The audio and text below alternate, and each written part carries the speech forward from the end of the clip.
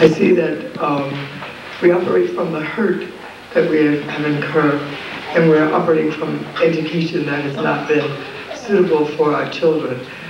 My question is, how are we going to educate our children when we're operating out of hurt more than, and pushing education?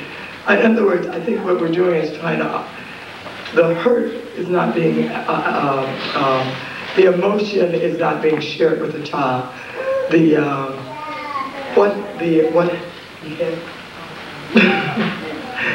is my daughter.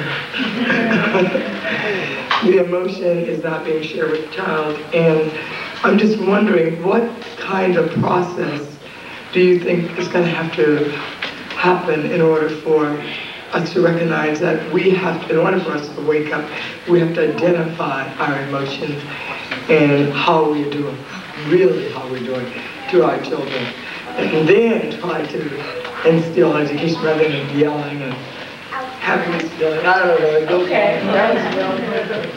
Reactionary education. I don't know if my answer will be adequate, but I think we've been hurt and abused, but sometimes when people are hurt and abused, they end up feeling ashamed of what happened to them, and they find it difficult to share the experience. I mean, it's no fun to say, I got raped, I got kicked around, and so forth and so on. So we may feel ashamed of what has happened to us. I suppose a way of dealing with it is to really go into our history and make it clear that what happened is no cause for shame. That if we look at it intelligently, it can be preparation for great achievement. Because when we begin achieving, we will want to share what we are doing with the kids. Sometimes it's because we're just focused on what happened to us, not on what we're doing to transcend that we cannot communicate. Yeah, terrible things happen to us. That's not an excuse to sit back. We've really got to move forward, starting with knowledge of all the things that happened and what went before. And then we'll begin to achieve what we want. We set our goals, and as we achieve them, we shall have better stories to tell. Okay, we got three more. Sister Teresa, Brother Diabetes, Brother Charles, and we're going to cut it off there. Who's that? Can you share with us some of the thoughts and feelings that you had when you did 2006? Okay. How did I feel when I did 2,000 seasons?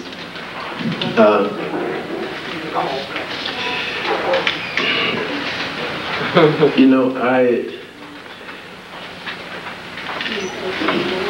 I was born in a family where you would hear the oral traditions like that, naturally, you know. So these were stories that I knew.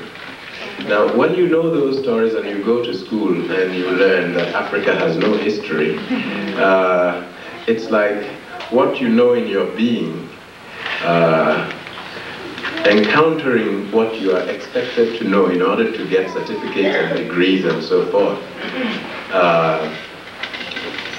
I didn't forget what I knew in my being, but I was also realistic enough to learn what I was taught in school, and when I went to take an exam, I could give back exactly what I was required to give back, or if I gave something different, I knew how to argue in such a way that what I had to say would be accepted by the teachers. Now, I have learned also to write in very technical ways, and I can teach that. In fact, I'm doing that now at Berkeley. Some students came to me and said, "Can you teach us to write?" And I said, "Yeah." So they organized it, and we meet once a week, and I do that. That's part of my work. Now, when you're learning to do creative writing here, there are certain rules that you're told about. One of the rules is to write a novel, you must have an individual hero or heroine. Well, I took that rule as a challenge because I had heard people tell stories where they began, you know, we were there and we moved from there to there and this thing happened to us and therefore we came here and so forth. These stories didn't have individuals at their center. There may be individuals at the periphery where they talk about, in that battle so and so did this and that, and when there was a famine, so and so went and found water and food, and we were saved. But the stories are about a we. We did this. Us. Okay. Technically, this is supposed to be impossible. And I wondered whether one could write a modern novel using a plural voice, the voice of a people. And I set myself the task, not knowing whether anybody would want to publish such a thing, because it breaks the rules, you see. It doesn't break African rules, but it does break the rules of the system we're in. For the material also, we have two kinds of traditions at home. My mother is an Akan, so I have that tradition. One set of traditions is called Anansism.